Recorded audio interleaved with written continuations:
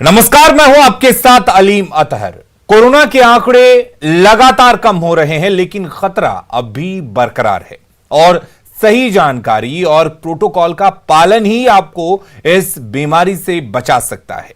हम आपको लगातार अपने खास कार्यक्रम हेलो डॉक्टर के जरिए सही जानकारी मुहैया करा रहे हैं।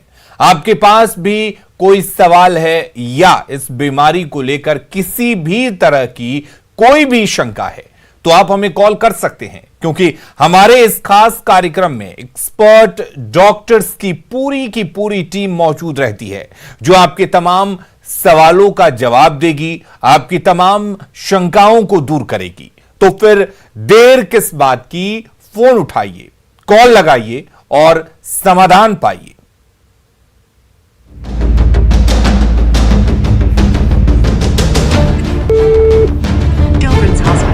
Your emergency.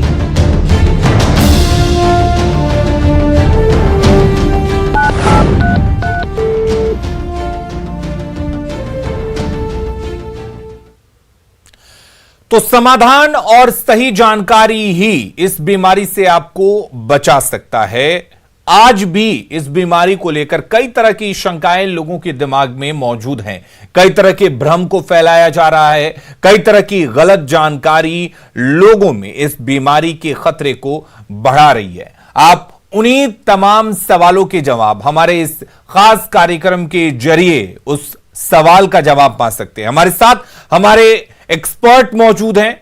आज के हमारे एक्सपर्ट हैं doctor Nikhil Ranjan Chaudhary, assistant professor हैं IGIMS में। इसके साथ ही हमारे साथ डॉक्टर नेहा सिंह भी जुड़ेंगी, पैथोलॉजिस्ट हैं पटना एम्स में, और doctor Prabhat Ranjan Covid researcher हैं। आप तीनों का बहुत बहुत स्वागत है। हम सवाल लेंगे, लेकिन सबसे पहले हम ये जानने की कोशिश करेंगे आपसे डॉक्टर निखिल रंजन चौधरी, दूसरी लहर में सबने काफी कुछ खोया, कई लोग जो हैं इस बीमारी से ग्रसित हुए और कई परेशानियों को झेलना पड़ा, लेकिन इस बीच तीसरे लहर की आहट की भी खबर है। ये तीसरी लहर क्या कुछ होगी, तीसरा फेज क्या होगा कोरोना को लेकर?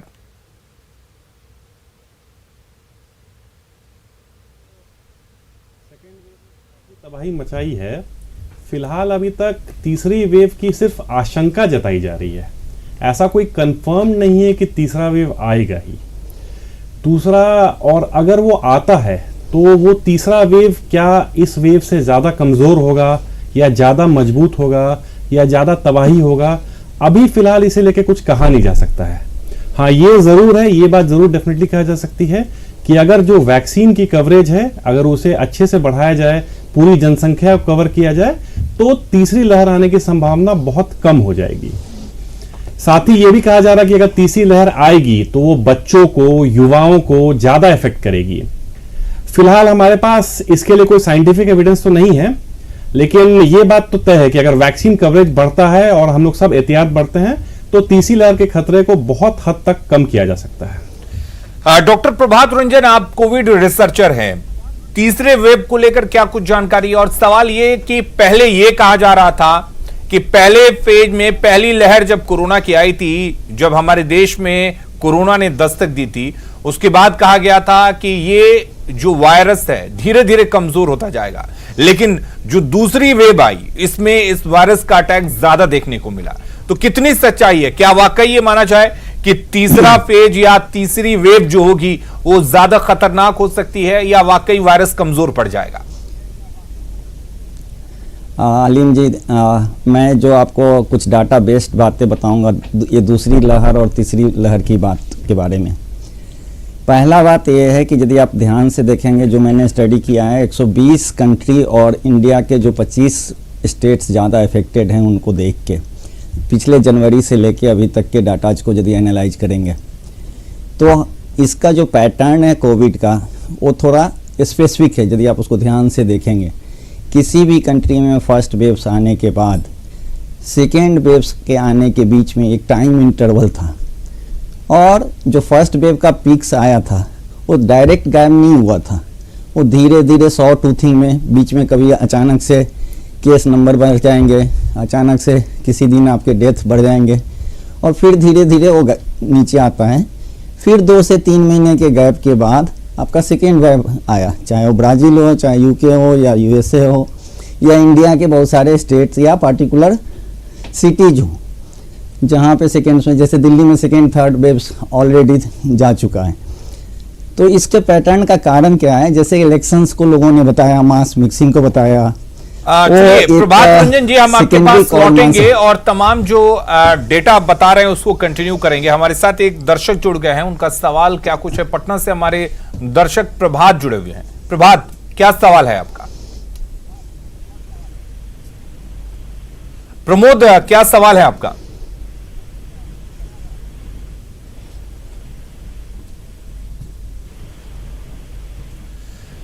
चलिए एक बार फिर से डॉक्टर प्रभात रंजन के पास लौटते हैं। जी प्रभात जी। तो आप जब इस पैटर्न को देखते हैं तो एक सॉ टूथिंग आता है आपके सेकेंड वेव्स में भी, फर्स्ट वेव्स में के बाद भी टैपर होने में। तो ये एक्चुअली जो हम लोग सोचते हैं कि मास मिक्सिंग या इलेक्शन रैली से अफेक्टेड हुआ, तो इसी तरह से वर्ल्ड वाइड देखेंगे तो क्रिसमस आया, वहाँ न्यू ईयर्स के फेस्टिवल्स हुए, कितना भी गवर्नमेंट ने कि लोगों ने मिक्सिंग की ही, उससे अफेक्टेड नहीं हुआ। तो प्राइमरली ये कोविड आईजीजी जो जब आपका फर्स्ट वेव आता है तो अराउंड 70-80% पॉपुलेशन अफेक्टेड होता है, जिसमें से 80% एसिम्प्टोमेटिक होते हैं। तो मास की हर्ड इम्यूनिटी उस समय बढ़ जाती है, तो धीरे धीरे फिर वो हर्ड इम्यूनिटी डाउन होता है सोसाइटी का, जो कि बीएचयू के इसमें भी अभी अप्रूव हुआ कि 3 से 4 महीने के बाद कोविड आईजीजी 30% पॉपुलेशन में कुछ गाँव में गायब हो गए। तो अब ये साइंटिफिकली प्रूव्ड भी हो गया। तो ऐसे ही अभी आपका 2-3 महीने तक आपके सोसाइटी का जो वेव्स आया था, सेकेंड वेव बहुत हाई था, अराउंड 90% फैमिलीज में ये घर में किसी न किसी एक आदमी को इन्फेक्शन था ही था, पॉजिटिविटी, और बाकी लोग एसिम्प्टोमेटिक थे। तो ये अगले 2-3 महीने तक आपका हर्ड इम्यूनिटी हाई रहेगा सोसाइटी में। वैक्सीन वाला भी पार्ट आएगा और हर्ड इम्यूनिटी को बढ़ाएगा। तो ये 2-3 महीने तक टैपर होता रहेगा आपका। अभी 2-3 महीने तक आप मान सकते हैं कि थर्ड वेव्स नहीं आएगा। एक्सपेक्टेड जो भी बात कर रहे हैं थर्ड वेव्स की, तो थर्ड वेव्स 2-3 महीने तक नहीं आएंगे। इस 2-3 महीने में टैपरिंग होंगी, जिसमें बीच में फ्लक्चुएशंस होंगे, जैसे सॉ टूथिंग होंगे के बीच में ऐसे ऐसे ऊपर नीचे ग्राफ्स आपके केस नंबर के, डेथ के या इसके होते रहेंगे और धीरे धीरे वो टैपर होगा। तो सेकेंड वेव ही अभी 2-3 महीने तक आपका टैपरिंग होगा। सो थर्ड वेव उसके बाद फिर 2-3 महीने के गैप के बाद यदि हर्ड इम्यूनिटी आपका लो होता है, वैक्सीन कवरेज हाई हो जाएगा, तो उसकी संभावना और घटेगी। सो अभी मैनेजमेंट का जो मेन उद्देश्य होना चाहिए, जो ये 2-3 महीने में केसेस आपके वाइब्रेट करेंगे, उसको कंट्रोल करने का। चलिए हमारे साथ डॉक्टर नेहा सिंह भी जुड़ी हुई हैं, पैथोलॉजिस्ट हैं पटना एम्स में। नेहा, आपसे जानना चाहेंगे, दूसरी लहर में एक तरह का प्रेशर था कि कैसे कोरोना की जांच की जाए, लेकिन तीसरे वेव की अगर बात करें तो ये कहा जा रहा है कि बच्चों पे ज्यादा इसका असर देखने को मिलेगा। तो कितना मुश्किल होगा बच्चों के लिए ये टेस्ट करना अगर कोरोना की बात करें तो? डेफिनेटली जो फर्स्ट वेव इंडिया में आया या वर्ल्ड वाइड में आया, जो देखा गया कि ये जो इन्वॉल्वमेंट हुआ फर्स्ट वेव में, वो मोर देन 60 ईयर जो एज्ड पेशेंट थे उनमें ज़्यादा हुआ, जिनकी कोमॉर्बिडिटी ज़्यादा थी, उनमें ये फर्स्ट वेव उनको ज़्यादा ये अफेक्ट करा। फिर सेकंड स्ट्रेन में अगर देखें, नेहा आपके पास हम लौटेंगे। हमारे साथ एक दर्शक जुड़ चुके हैं मुजफ्फरपुर से, मुकेश। मुकेश, क्या सवाल है आपका?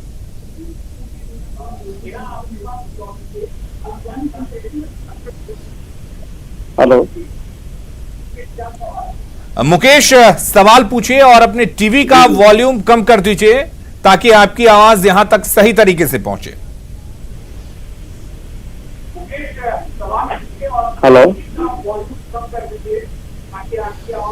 मुकेश, आप सवाल पूछ सकते हैं और आपसे अनुरोध है कि अपनी टीवी का वॉल्यूम कम कीजिए और सीधा सवाल रखिए और डॉक्टर से अपने जवाब पाइए।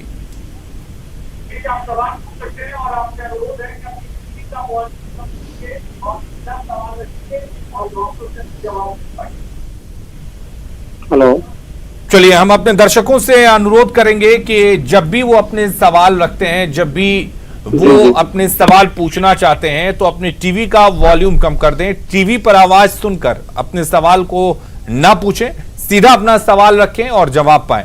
चलिए एक बार फिर से नेहा का रुख करते हैं। नेहा बताइए। हाँ, तो जैसे कि फर्स्ट वेव ने एज पेशेंट्स को इन्वॉल्व किया, मोर देन 50-65 जिनकी कोमॉर्बिडिटी थी, डायबिटीज, हाइपरटेंशन, वैसे लोग जो है इन्वॉल्व हुए। वायरस ने फिर से म्यूटेशंस जो है ये किया और अपने आप को म्यूटेट करने के बाद यंग जनरेशन को, जो कि ज़्यादा एक्सपोज्ड हुए सोसाइटी में, इन लोगों को इन्वॉल्वमेंट उनका ज़्यादा हुआ। तो अब देखा जा रहा है कि अब जो है जो नेक्स्ट सस्टेनेबल जो है वो यंग चिल्ड्रन जो हैं 2 to less than 2 to 18 years, इनकी प्रोबेबिलिटी ज़्यादा हाई हो गई है क्योंकि ये भी एक्सपोज्ड हो गए हैं। और ऐसे कंडीशंस में अगर इनको प्रिकॉशनरी जो कोविड कैरियर बिहेवियर्स है, प्रोटेक्टिव बिहेवियर्स है, जो कंप्लीट वैक्सीनेशंस है और अभी जो रजिस्टर्ड ट्रायल हैं, अगर ये इनके परिणाम आने के बाद अगर इनको वैक्सीनाइज किया जाए तो डेफिनेटली बच्चों को बचाया जा सकता है। और मास वैक्सीनेशन ही एक इसका कंप्लीट सॉल्यूशंस है कि कोविड को कैसे रोका जाए, कंप्लीटली कैसे स्टॉप किया जाए।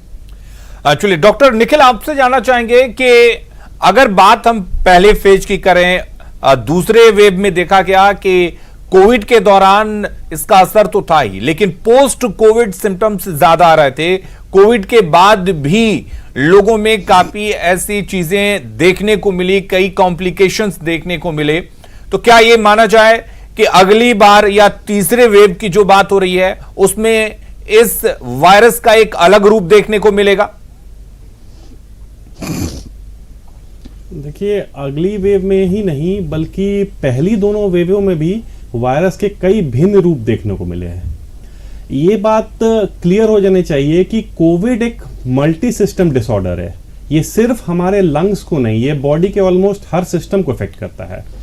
बच्चों के जो आप बात कर रहे थे, ऑलरेडी इस वेव में डॉक्टर निखिल इसका जवाब लेंगे। हमारे साथ एक रांची से दर्शक जुड़ चुके हैं, टुनटुन जी, बताइए क्या सवाल है आपका? हेलो जी, सवाल पूछिए। हाँ सर, मेरा सभी डॉक्टर साहब को नमस्कार सर। मैं बोल रहा हूँ कि मैं पहला डोज 4 मई को लिए हैं। हेलो जी पूछिए। जी, मैं पहला डोज 4 मई को लिए हैं, ठीक है जी। अब सेकेंड डोज कब हम लेंगे? और मतलब यदि टाइम पार हो जाएगा तो उससे दिक्कत होगा क्या?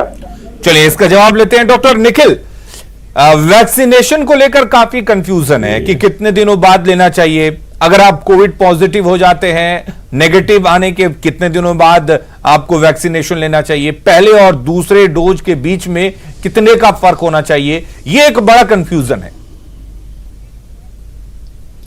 देखिए, अभी तो मुख्यतः हमारे देश में जैसे 2 वैक्सीन चल रही है, कोविशील्ड और कोवैक्सीन। तीसरे वैक्सीन स्पुतनिक की भी बात है, लेकिन अभी तक वो क्लिनिकल यूज में उतरा नहीं है। तो जहां तक कोविशील्ड की बात है, शुरुआती दौर में तो गवर्नमेंट ने इसे 4 वीक्स गैप पे लगवाया था, लेकिन अभी के जो करंट रिकमेंडेशन है उनके हिसाब से पहली जो डोज होती है, जैसे इन्होंने 4 मई को ली है, तो जो दूसरी डोज है वो इन्हें 8 से 12 से 16 हफ्ते के बाद लेना है उसे। और अगर इन्होंने कोवैक्सीन ली है तो कोवैक्सीन में अभी भी वो जो डिफरेंस है वो अनचेंज्ड है। कोवैक्सीन अभी भी 4 हफ्ते के बाद ही लेना है। पहली और दूसरी डोज कोवैक्सीन के बीच में 4 हफ्ते का गैप होना चाहिए। और फिलहाल करंट गवर्नमेंट गाइडलाइंस के हिसाब से कोविशील्ड की पहली और दूसरी डोज के बीच में करीब 8 से 12 हफ्ते का गैप होना चाहिए। दूसरा जो सवाल था आपका कि पहली और दूसरी डोज के बीच में अगर हम लोग पॉजिटिव हो गए तब क्या किया जाए, ये बहुत ही कॉमन सिनेरियो आ रहा है, काफी ज्यादा लोग इसमें हैं। तो इसमें बहुत क्लियर कर देते हैं कि जो पहली डोज, स्पेशली जो कोविशील्ड की पहली डोज है, वो भी आपको वायरस से बहुत हद तक बचाती है। और अगर आप पहली डोज के बाद आप पॉजिटिव हो गए हैं तो फिर आपको इंतजार करना पड़ेगा, आपको 3 मंथ्स तक इंतजार करना पड़ेगा, उसके बाद ही आप सेकंड डोज में ले सकते हैं।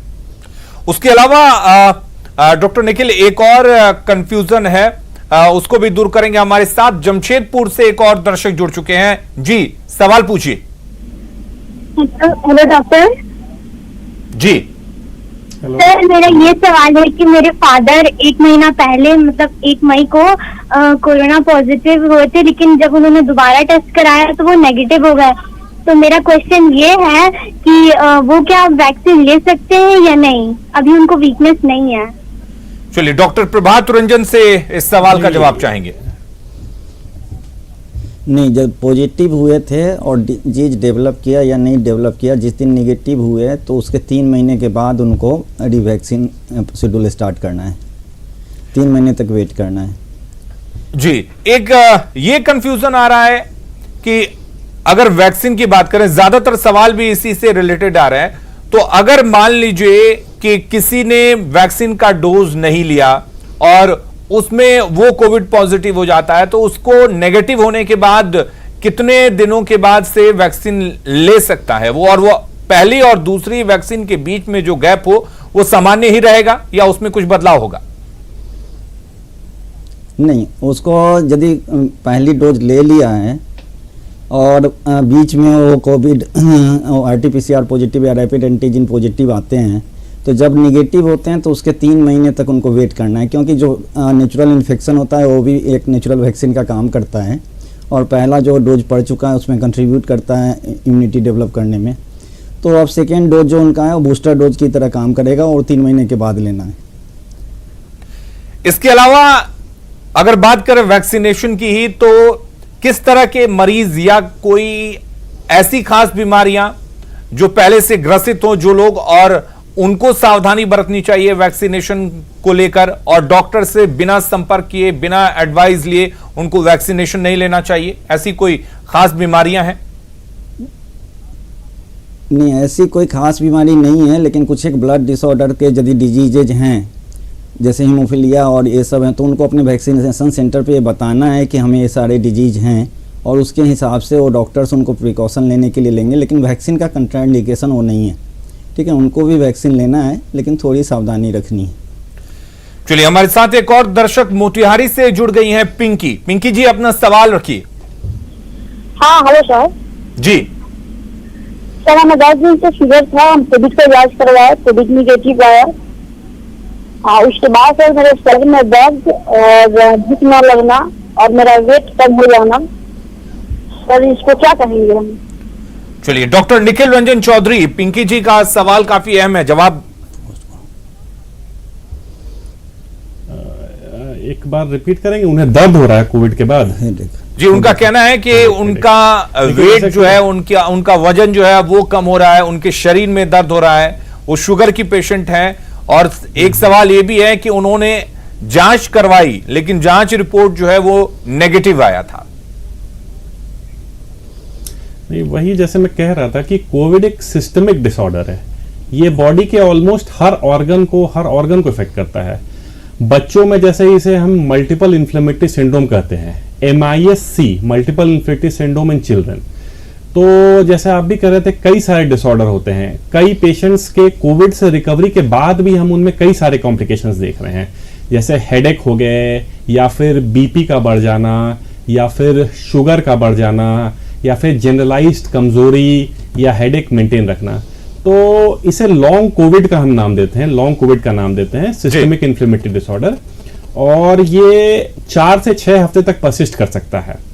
आज के डेट में मोस्ट डॉक्टर्स ने इस चीज को पहचान लिया है कि कोविड एक सिस्टमिक डिसऑर्डर है, और ऑलरेडी ये अगर कहीं पे एडमिट हुई होंगी या किसी डॉक्टर के संपर्क में आई होंगी तो प्रिवेंशन के लिए इनको दवा लिख दी गई होगी। चलिए, मुकुल राज हमारे साथ एक और दर्शक जुड़ गए हैं। निखिल जी, मुकुल राज जी अपना सवाल पूछ सकते हैं, बेतिया से हैं मुकुल राज।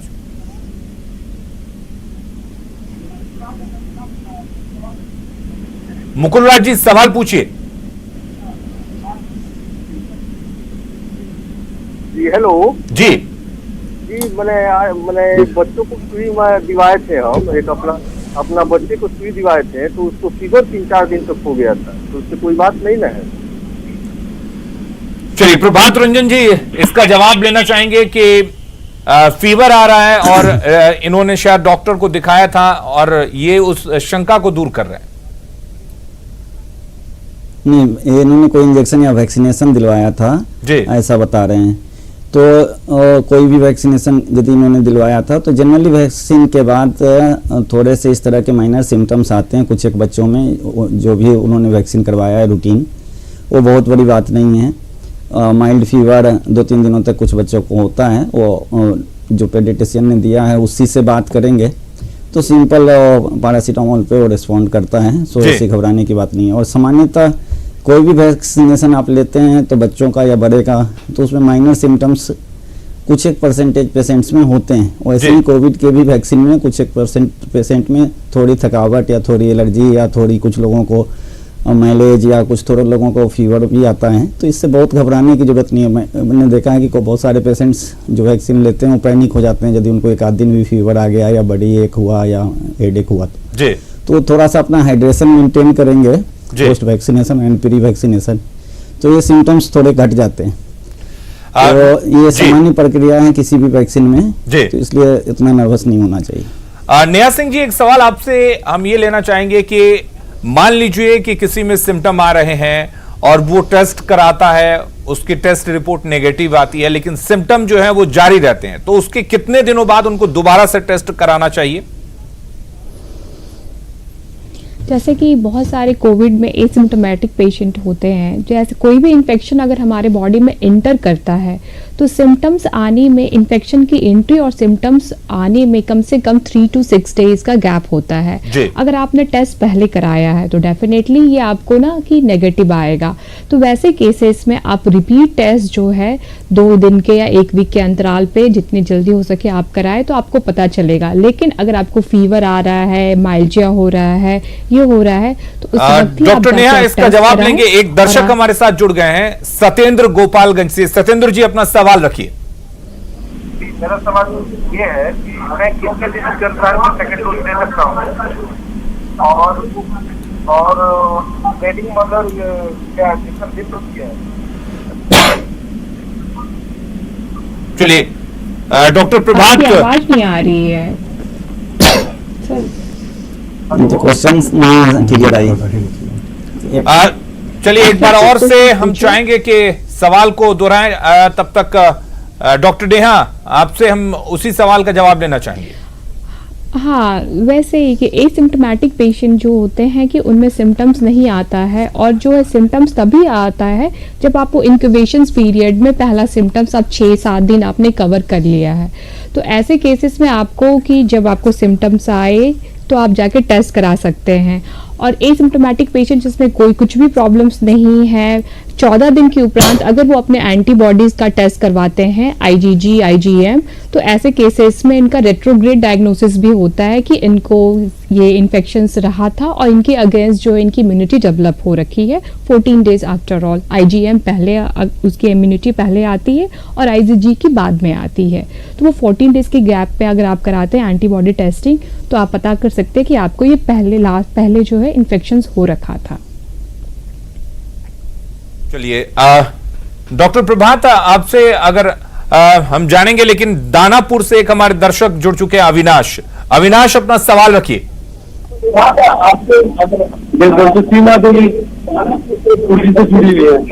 अविनाश जी, अपने टीवी का वॉल्यूम, अपने टीवी की आवाज को कम कीजिए और अपने सवाल को रखिए।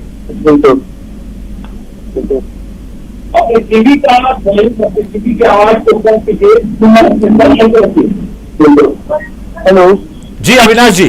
हेलो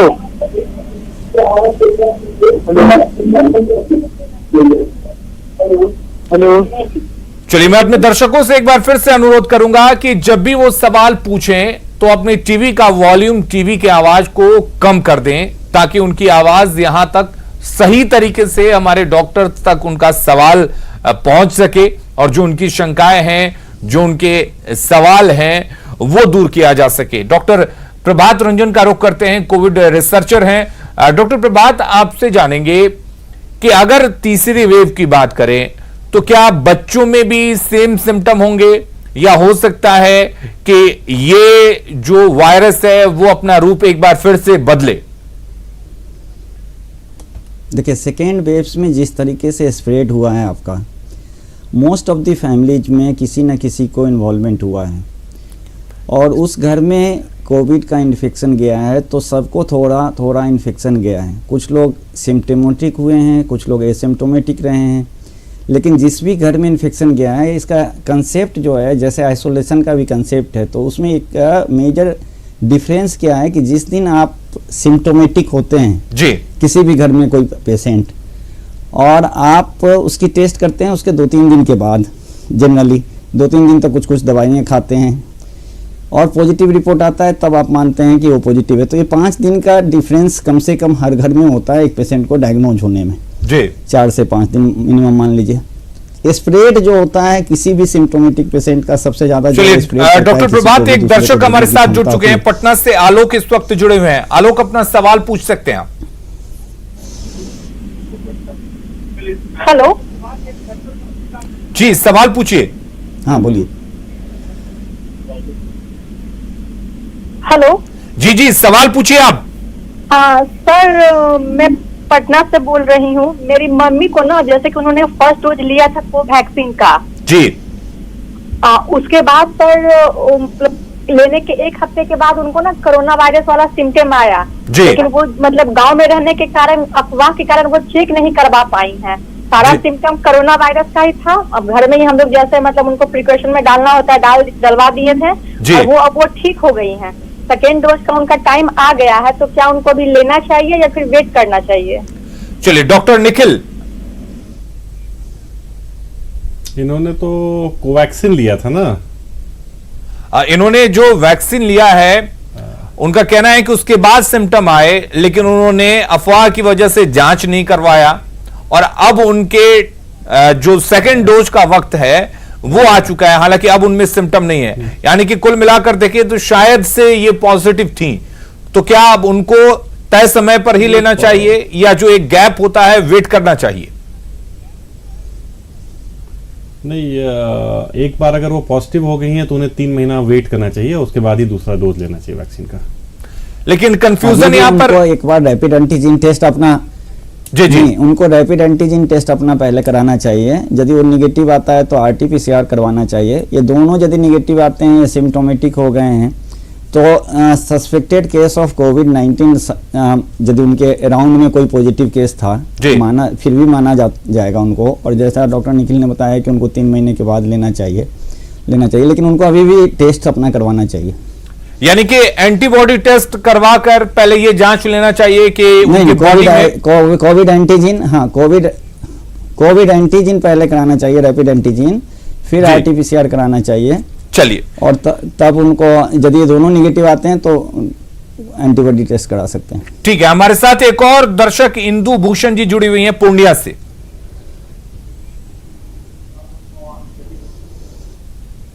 जी, सवाल रखिए अपना। इंदु भूषण, सवाल पूछिए। जी, सवाल रखिए अपना।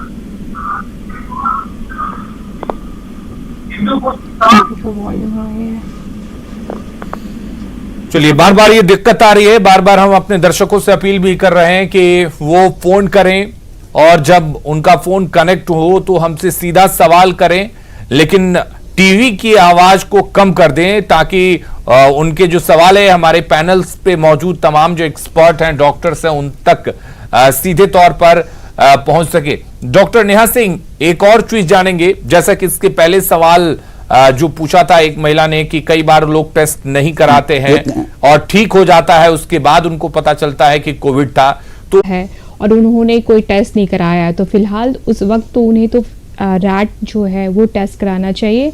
अगर वो नेगेटिव आता है तो एक कंफर्मेटरी के लिए आप RT-PCR पॉजिटिव कोविड टेस्ट आप करा सकते हैं। वो अगर पॉजिटिव या नेगेटिव आता है तो कंफर्मेटरी डायग्नोसिस बन सकती है कि ठीक है। डॉक्टर नेहा इसका जवाब लेंगे। एक और हमारे दर्शक पटना से इस वक्त जुड़ चुके हैं, अभिनव। अभिनव, सवाल पूछ सकते हैं आप।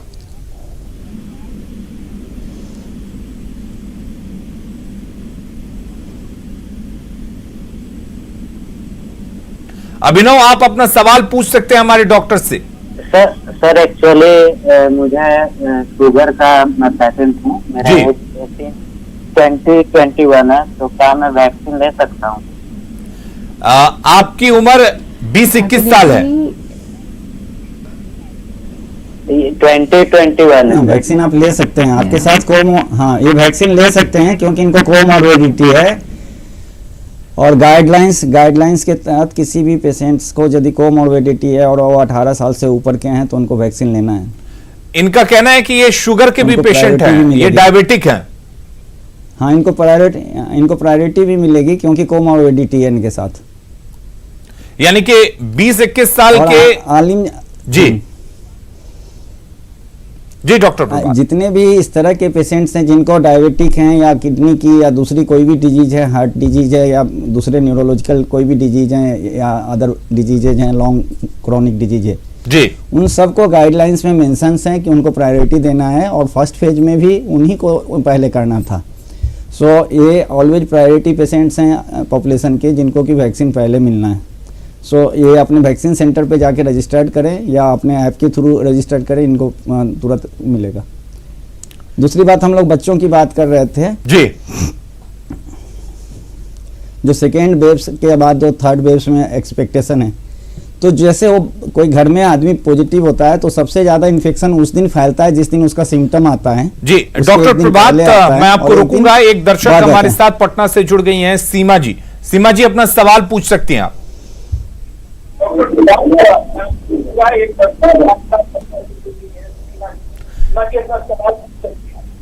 हाँ, हेलो डॉक्टर साहब, हम पटना से बोल रहे हैं।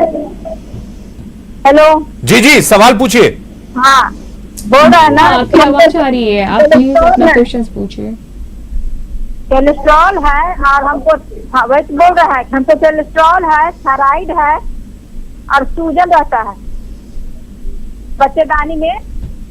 जी जी जी, पूछिए। वही तो बोल रहे हैं कि कोलेस्ट्रॉल है हमको, बच्चेदानी में सूजन था, थायराइड है, इसीलिए हम वैक्सीन ले सकते हैं या नहीं? चलिए, सेम सवाल है, वैक्सीनेशन को लेकर काफी सवाल आ रहा है। डॉक्टर प्रभात सर ने बताया है अभी जस्ट, जी यस, प्रभात सर ने अभी जस्ट बताया है कि जो कोमॉर्बिडिटीज है, थायराइड के पेशेंट्स हैं, डायबिटीज़ है, हाइपरटेंसिव पेशेंट्स है, सीकेडी पेशेंट्स है, क्रॉनिक लिवर डिजीज़ या क्रॉनिक किडनी डिजीज़ पेशेंट्स हैं, और जो जिनकी अलग कैंसर्स और मैलिग्नेंसीज है, तो उन लोगों को प्रायोरिटी वाइज जो है वैक्सीनेशन सेंटर पे जाके अपने आप को रजिस्टर करके वैक्सीन लेना चाहिए। और आप बिल्कुल जाके आज ही रजिस्टर कराइए और वैक्सीन लीजिए। चलिए, डॉक्टर निखिल रंजन, आपसे जानना चाहेंगे कि वैक्सीनेशन को लेकर बड़ी कंफ्यूजन है। आखिर वैक्सीनेशन लगाया जा रहे हैं, करोड़ों लोगों को वैक्सीन लगाया जा चुका है, लेकिन ये कंफ्यूजन दूर नहीं हो पा रही है।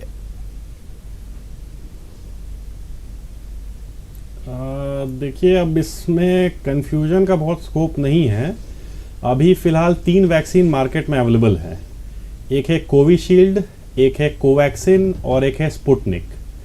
इसमें कोविशील्ड जो है, ये वायरस की एक स्पाइक प्रोटीन होती है, उसे एक वायरल वेक्टर पे लोड करके बनाया गया है।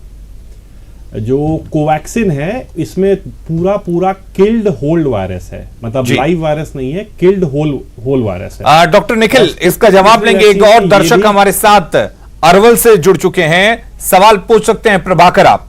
सर, मैं 3 बार पॉजिटिव हो चुका हूँ, उसके बाद निगेटिव आ गया है, उसके बाद फिर से जांच कराना पड़ेगा। डॉक्टर प्रभात रंजन, आप 3 बार पॉजिटिव आके 3 बार निगेटिव हो गए हैं, तो सबसे पहले अपना कोविड IgG देखें, वो क्या लेवल पे है। ऐसे पेशेंट जो कि बार बार इन्फेक्टेड हुए हैं, उनमें कोविड IgG काफ़ी हाई लेवल का बन जाता है, तो एक इम्यूनिटी उनमें डेवलप करती है, और जैसे जैसे उनकी सेकेंड थर्ड इन्फेक्शन होगी, उस माइल्डर डिग्री की होती जाएगी। सो ये दूसरे डिजीज, इन्फ्लुएंजा और इस तरह के जो रेस्पिरेटरी वायरस होते हैं, जो इन्फेक्शंस होते हैं, वैसे हमें आपको रिपीटेड कई बार होते रहते हैं और उसकी इम्यूनिटी बढ़ती रहती है। वैसे ही इनमें प्रिकॉशंस लेना चाहिए इनको कि मास्क वगैरह ठीक से लगाएं और कोविड IgG अपना चेक करें, तो इनकी इम्यूनिटी काफ़ी अच्छी होगी। वैक्सीन लेना चाहते हैं तो ये वही 3 महीने के गैप के बाद लें। चलिए, पटना से एक और दर्शक हमारे साथ जुड़ चुके हैं, वीरेंद्र कुमार। वीरेंद्र जी, अपना सवाल पूछ सकते हैं आप। हेलो जी, डॉक्टर साहब से ये जानना चाह रहे हैं कि हमारे बच्चे हैं, उसका हेपेटाइटिस B। हेलो जी जी, पूछिए। हाँ सर, नमस्कार। मैं जानना चाहता हूँ कि हमारे बच्चे हैं जी, उनकी हेपेटाइटिस B है जी, अभी तो दवा वगैरह कुछ चल नहीं है, नॉर्मल केस में है जी, तो क्या ये वैक्सीन दिलवाया जा सकता है? चलिए, doctor Nikhil Ranjan, hepatitis B है इनके बच्चों को, दवाइयां चल रही हैं, तो क्या ऐसे में उनको वैक्सीन दिलाया जा सकता है? एज क्या है? एज कितने हैं बच्चे का इनका? बच्चे की एज इन्होंने नहीं बताया है, लेकिन मुझे जहां तक लगता है इतनी जानकारी तो होगी इनको कि 18 साल के ऊपर के ही लोगों को वैक्सीन लग रहा है। अभी बच्चों के पे ट्रायल्स नहीं कंप्लीट हुए हैं, कुछ एक ट्रायल्स स्टार्ट हुए हैं बच्चों के, और इंडिया में भी स्टार्ट हुए हैं, अभी एम्स पटना में भी स्टार्ट होने वाला है, कुछ स्टार्ट हो गया है, और उस ट्रायल्स के बाद ही डिसाइड होगा कि किस एज के बच्चे से ऊपर के कट ऑफ को वैक्सीन दिया जाएगा। डॉक्टर प्रभात, मान लीजिए कि इनके बच्चे या इनके बेटे की उम्र 18 साल के ऊपर हो, तो ऐसे केसेस में क्या करेंगे ये? 18 साल के ऊपर के सारे बच्चों को जिनको इस तरह की कोई भी क्रोनिक डिजीज है, हेपेटाइटिस पॉजिटिव है, या वो आराम से वैक्सीन ले सकते हैं, और उनमें इंडिकेशन ज़्यादा बनता है, प्रायोरिटी है उनको। यानी कि छोटे बच्चे को घर में इतना नहीं डरना चाहिए, क्योंकि हर घर के छोटे बच्चे नेचुरली थोड़ा इम्यूनाइज्ड हो चुके हैं। यदि किसी भी घर में एक भी कोई पॉजिटिव या अगल बगल पड़ोस में कोई पॉजिटिव हुआ है जी, तो उनको इम्यूनिटी थोड़ा सा मिला है। यदि आप कोविड IgG उनका करवा लें जी, इससे पता चलेगा कि उनमें एसिम्प्टोमेटिक इन्फेक्शन हुआ है कि नहीं और इम्यूनिटी है कि नहीं जी, वो एक काम कर सकते हैं। चलिए, रीता देवी एक दर्शक हमारे साथ जुड़ गई हैं रांची से। रीता जी, अपना सवाल पूछ सकती हैं आप। जी, मेरा सवाल है कि हम थायराइड और मोटापा है हमको। जी, मेरा सवाल है कि हमको थायराइड है 2003 से जी, और मोटापा भी है, तो उसके कारण मतलब थोड़ा वीकनेस रहता है, तो मैं वैक्सीन लगा सकती हूँ कि नहीं? चलिए, निकल वैक्सीन पे 2-4 बात बोल ही देता हूँ, क्या हम लोग सब जी, बिल्कुल कुछ ये एक तो वैक्सीन पे काफी क्वेश्चंस आ रहे हैं, तो हम तीनों मिलके वैक्सीन को 3 पार्ट में डिवाइड कर देते हैं। वैक्सीन, कोई भी वैक्सीन जो अवेलेबल है आपको वो लेनी है। यदि आप 18 के ऊपर के हैं, कोई भी कोमॉर्बिडिटी है तो आपको पक्की लेनी है, ठीक है। और उनकी प्रायोरिटी ज़्यादा बनती है यदि उनके साथ कोई सेकेंडरी एसोसिएटेड डिजीज है, लॉन्ग क्रोनिक उस तरह की कोई भी हेपेटाइटिस से लेके या थायराइड से लेके या लिपिड से लेके किसी भी तरह की डिसऑर्डर। दूसरा कि वैक्सीन के कंट्राइंडिकेशन या साइड इफ़ेक्ट्स जो हैं मिनिमम है, उसको घबराना नहीं है। कौन सा वैक्सीन अच्छा है इस चक्कर में भी नहीं पड़ना है, जो वैक्सीन आपको अवेलेबल है उसको लीजिए, इक्वली सारा इफेक्टिव है। बाकी निखिल बताएंगे कि आपको और इन्फेक्शन होने पे कोविड का और नहीं होना है उसके बारे में डिटेल्स बता देंगे। जी निखिल जी, मैं बस इतना ऐड करना चाहूँगा एक चीज़ की, इतना ऐड करना चाहूँगा कि भाई हिंदुस्तान में करीब 20 करोड़ लोगों को वैक्सीन लग चुकी है। हर तरह के cardiac disorder, kidney disorder, lung disorders के पेशेंट को वैक्सीन लग चुकी है।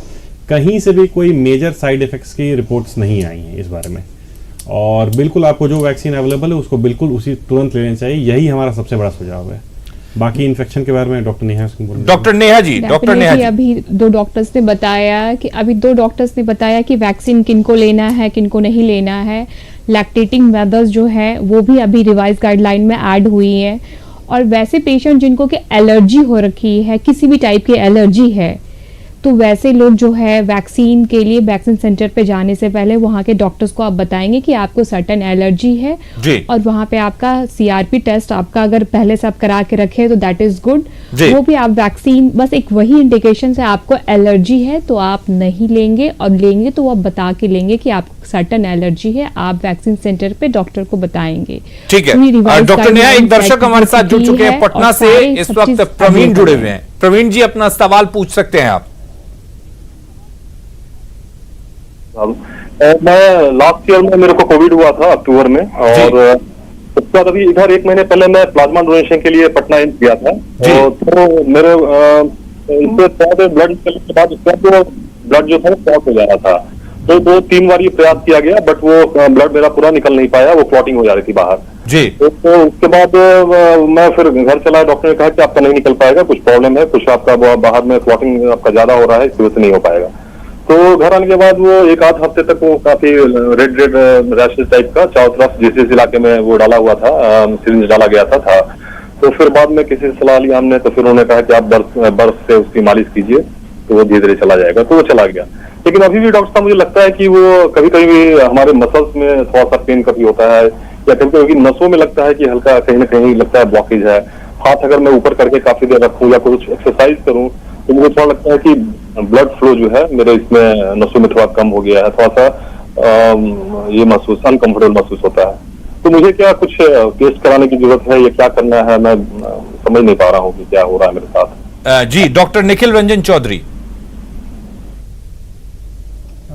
मेरे ख्याल से डॉक्टर नेहा इसका सवाल ज्यादा अच्छा देंगे, जवाब देंगे, वो इन्हीं का विषय है। हाँ डेफिनेटली, जैसे कि आप बता रहे थे कि आपको डोनेशंस के लिए आप पटना एम्स गए थे और आपने मल्टीपल जो है इंजेक्शंस आपके बॉडी में ये हुआ और जो कि क्लॉट कर जा रहा था, इसकी वजह से आपका डोनेशंस नहीं हो पाया। तो डेफिनेटली आपकी जो ब्लीडिंग टाइम है वो कम है, इसी की वजह से आपका क्लॉट वो किया है। और अभी जो आपको निडल इंड्यूस आपको माइल्जिया जो वो हुआ है मल्टीपल प्रिक की वजह से, तो वैसे ये बहुत ही सिग्निफिकेंट कोई घबराने की बात नहीं है।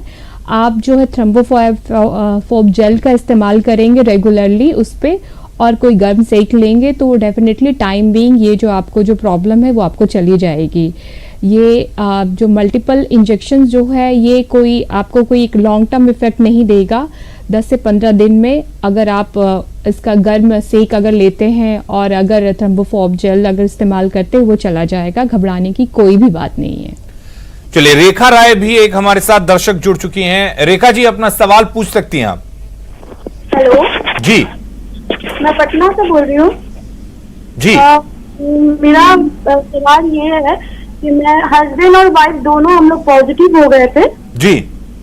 तो हम लोग का 7 महीने का बेबी है जी। तो हम लोग तो अभी वैक्सीन ले नहीं सकते जी। और मुझे ऑफिस के लिए आप निकलना पड़ेगा जब अनलॉक होगा जी। तो मेरा पूछना ये है कि क्या बच्चा उस समय सेफ होगा, और अब मैं उसे फीडिंग भी कराती हूँ तो क्या मैं वैक्सीन ले सकती हूँ? चलिए डॉक्टर निखिल रंजन चौधरी। बिल्कुल आप बिल्कुल बच्चे को दूध पिलाने वाली माँ को बिल्कुल वैक्सीन लेना चाहिए और यही वैक्सीन कुछ इम्यूनिटी आपके बच्चे को भी देगी वाया ब्रेस्ट मिल्क। माँ का दूध हमेशा बच्चे को प्रोटेक्ट करता है, बचाता है और कोविड के केस में भी ऐसा ही होता है। एक सवाल ये भी था कि हस्बैंड वाइफ जो है वो दोनों पॉजिटिव हुए थे तो क्या बच्चा सेफ होगा? ये फीडिंग भी करा रही थी, 7 महीने का बेबी है इनका। इसमें भी रिकमेंडेशन है कई लोग में ये कई बार ये फैमिलीज में देखा गया, ये सिचुएशन देखा गया है कि हस्बैंड वाइफ दोनों पॉजिटिव हो गए और बच्चे या तो पॉजिटिव नहीं हुए या उनका टेस्ट नहीं किया गया। तो जैसा कि प्रभात सर ने भी पहले कुछ समय पहले कहा था कि मोस्ट केसेस में बच्चे को भी साथ में उसी समय एक्सपोजर हो जाता है और कुछ लेवल ऑफ इम्यूनिटी डेवलप कर जाता है। तो बिल्कुल बच्चे को अपने पास ही रखें, बच्चे को अपने से अलग ना करें। बच्चे को अपने ग्रैंड पेरेंट्स दादा दादी के पास तो बिल्कुल ही ना भेजें क्योंकि बच्चों में मेजॉरिटी बच्चों में सिम्टम्स नहीं आते हैं लेकिन बच्चों से बीमारियां स्प्रेड हो सकती हैं। तो बच्चे को बिल्कुल अपने साथ ही रखने का रिकमेंडेशन है। 99% केसेस में, मोस्ट केसेस में उन्हें कुछ नहीं होगा, कोई सिम्टम्स नहीं आएगा। तो बच्चों को अपने से अलग नहीं करना चाहिए। अगर वो साथ में बच्चों को दूध पिला रही है तो और जरूरी है, इम्यूनिटी उनका डेवलप करता है। डॉक्टर नेहा, इस तरह के केसेस में अगर मान लीजिए हस्बैंड वाइफ दोनों पॉजिटिव हो जाते हैं तो क्या बच्चों का भी टेस्ट कराना जरूरी होता है या मान लिया जाए कि वो कहीं ना कहीं अफेक्टेड जरूर हो गए होंगे? बच्चे अगर सिम्टम में उनको लग रहा है फीवर है तभी आप टेस्ट कराएं। किसी के भी आपको सिम्टोमेटिक अगर लक्षण दिख रहा है, अगर कोई भी अगर सिम्टम्स नहीं आ रहा है तो वैसे में टेस्ट कराना कोई ज़रूरी नहीं है। और बच्चे में जो देखा गया है कि कोविड से अभी तक उतने मामले नहीं आए हैं जितने कि एडल्ट्स में आए हैं, ऑल्डोसेंस पीपल पॉपुलेशंस में आए हैं और ओल्ड पर्सन्स में। जहाँ तक कि इम्यूनिटी प्रोटेक्शंस की बात है तो breast feeding is not a contraindications. अगर मदर अगर बीमार है, कोविड है, तो ब्रेस्ट फीडिंग कभी स्टॉप नहीं करना है, वो उनको कराना ही है। ये चीज़ भी है। और जब वो ठीक हो चुकी हैं तो वो वैक्सीनेशंस वो ले सकती हैं। ऐसे पैसिव इम्यूनाइजेशन जो है बच्चे को वो प्रोटेक्ट करेगा वाया मदर मिल्क। चलिए हमारे साथ एक और दर्शक ब्रजेश कुमार जुड़े हुए हैं बेगूसराय से। ब्रजेश, आप अपना सवाल पूछ सकते हैं। जी सर, तो हम 8 मई को पॉजिटिव हुए थे कोविड का।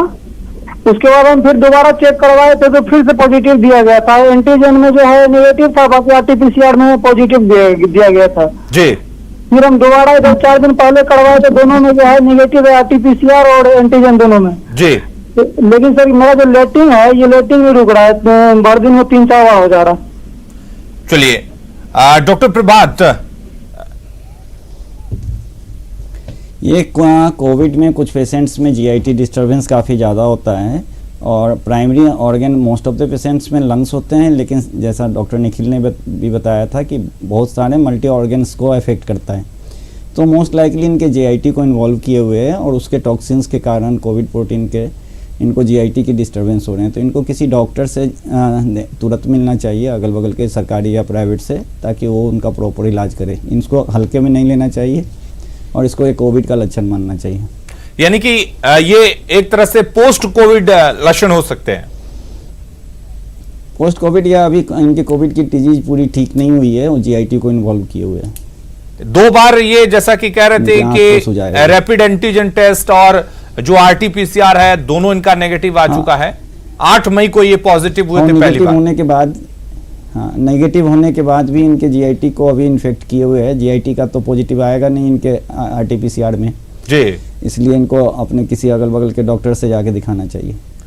तो प्रभात जी, इसमें किस तरह के कॉम्प्लिकेशंस हो सकते हैं अगर इस तरह के सिम्टम्स या इस तरह की चीजें रह जाती हैं किसी मरीज में, तो इसमें किस तरह से सिम्टम्स हो सकते हैं? बहुत सारे पेशेंट्स में जब कोविड का ये आरटीपीसीआर नेगेटिव भी हो जाता है तो कुछ एक सिम्टम्स जारी रहते हैं, जैसे जीआईटी डिस्टर्बेंस इंटरमिटेंट या न्यूरोलॉजिकल कुछ उनको सेंसेशन या पेन, इस तरह के कुछ एक पेशेंट्स लगातार उसको पोस्ट कोविड सिंड्रोम बोलें या लॉन्ग कोविड बोलें या कंटिन्यूटी में बोलें, ये रहते हैं। ऐसे ही केसेस में कुछ एक कॉम्प्लिकेशन जैसे अचानक हार्ट अटैक या ब्रेन हेमरेज या इस तरह की चीज़ें, या उनका ब्लड अचानक से किसी वेन का आर्टरी का थ्रोम्बोसिस हो जाना, ऐसे होने की संभावना ज़्यादा रहती है। तो इनको प्रॉपर केयर करना चाहिए और डॉक्टर से मिलके या तो अगल बगल में यदि मेडिकल कॉलेज है तो वहाँ जाके दिखाएं। चलिए, हमारे साथ एक और दर्शक बेतिया से ताजुद्दीन जुड़ चुके हैं। ताजुद्दीन जी, अपना सवाल पूछ सकते हैं आप। जी सर, हमको ये है कि एलर्जी टाइप का हमारा है, यानी छींक आना, बहुत ज्यादा छींक आना जी, और नाक से पानी डायरेक्ट जारी हो जाना जी। तो इस सिचुएशन में कौन उपाय किया जाए और वैक्सीन के लिए इससे लेना जरूरी है कि नहीं? चलिए, निखिल रंजन चौधरी। एक ख्याल से डॉक्टर नेहा को इस सवाल का जवाब दे चुकी हैं। हाँ, ये सीजनल राइनाइटिस की प्रॉब्लम्स ये अपना शेयर कर रहे हैं। तो ऐसे पेशेंट्स जो हैं अगर कोविड प्रोटेक्टिव बिहेवियर अगर रखें और अपना स्नोफिल काउंट मॉनिटर करें, साथ में वैक्सीन तो बिल्कुल उनको लेना ही है। वैक्सीन वो बिल्कुल ना सोचे कि उनको नहीं लेना है, वैक्सीन इन्हें और बचाएगा। अगर कोविड प्रोटेक्टिव बिहेवियर ये रखते हैं तो इनको जो एलर्जिक जो डस्ट है उससे ये और भी बच सकते हैं।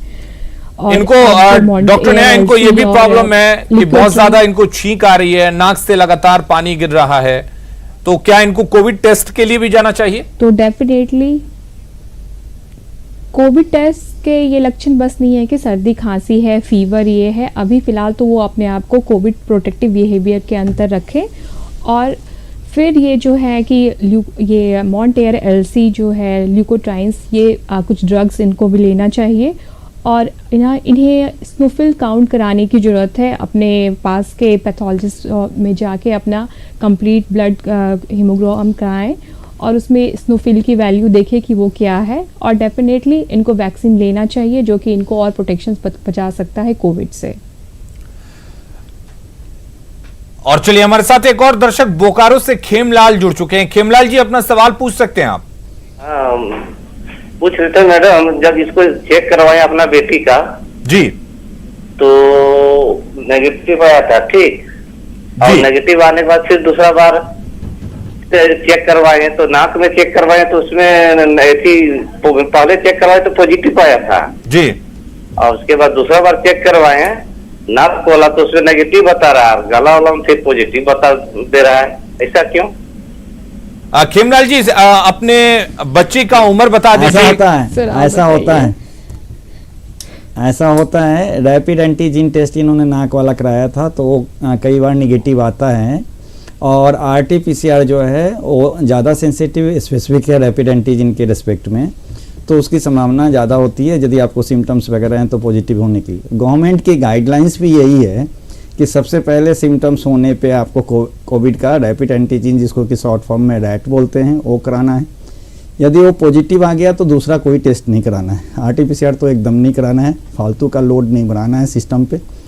और यदि निगेटिव आता है और आप सिम्टोमेटिक हैं तो इंडिकेशन बनता है तो आप RT-PCR कराएं, और उसमें RT-PCR पॉजिटिव आने की संभावना ज़्यादा रहती है। तो इनके केस में भी यही हुआ है कि गले से इनका RT-PCR हुआ है तो पॉजिटिव आया है।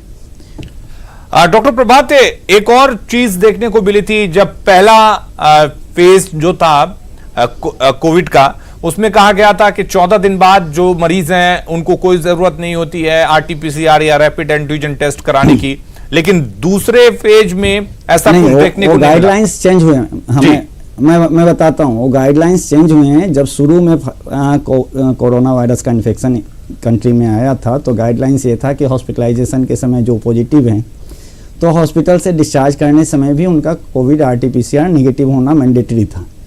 बाद में जब पेशेंट्स के वॉल्यूम्स बढ़े और जब देखा गया क्या कि वो सब पेशेंट्स घर पे होम आइसोलेशन में रह सकते हैं जी, तो उनका गाइडलाइंस में चेंजेज हुए कि डिस्चार्ज के समय या इसके बाद वो अपने घर पे। चलिए, यानी कि गाइडलाइंस चेंज हुए हैं। हमारे साथ एक और दर्शक जुड़ चुके हैं पटना से, शैलेंद्र कुमार।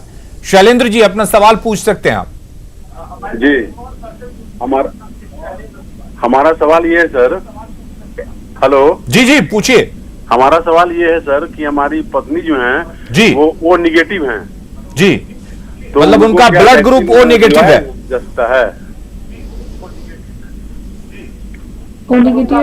आगे के क्वेश्चंस पूछिए प्लीज। शैलेंद्र कुमार जी, एक बार सवाल फिर से दोहराइए। वैक्सीन ले सकते हैं। हमारी पत्नी जो हैं जी वो ओ नेगेटिव हैं जी, तो क्या उनको वैक्सीन दिलवाया जा सकता है? डॉक्टर बिल्कुल, कोई भी पर्सन अगर नेगेटिव और ये पॉजिटिव है तो इसमें वैक्सीन, उसके लिए कोई मनाही नहीं है, वो बिल्कुल वैक्सीन ले सकते हैं चाहे उनका ब्लड ग्रुप जो भी रहे। चलिए, यानी कि वैक्सीनेशन को लेकर काफी शंकाएं रही हैं। आज जिस तरीके से देखा गया हमारे इस खास कार्यक्रम हेलो डॉक्टर में, वैक्सीनेशन को लेकर ज्यादा सवाल पूछने को लोग पूछ रहे हैं। शंकाएं भी वैक्सीनेशन को लेकर ही हैं, और जो बीमारी को लेकर शंकाएं हैं वो भी हमने कई सवालों के जरिए अपने दर्शकों की दूर की है। बहुत बहुत शुक्रिया हमारे तमाम जो एक्सपर्ट जुड़े हुए थे, तमाम पैनलिस्ट जुड़े हुए थे, जिन्होंने आपके सवालों का जवाब दिया। लगातार हम इस तरह की मुहिम चला रहे हैं कि किस तरीके से इस बीमारी को लेकर लोगों की परेशानियों को दूर किया जा सके, लोगों के सवालों का जवाब दिया जा सके, लोगों के बीच एक भ्रम की जो स्थिति है उसको दूर किया जा सके। बहुत बहुत शुक्रिया सभी का। खबरों का सिलसिला लगातार जारी है, आप बने रहिए हमारे साथ।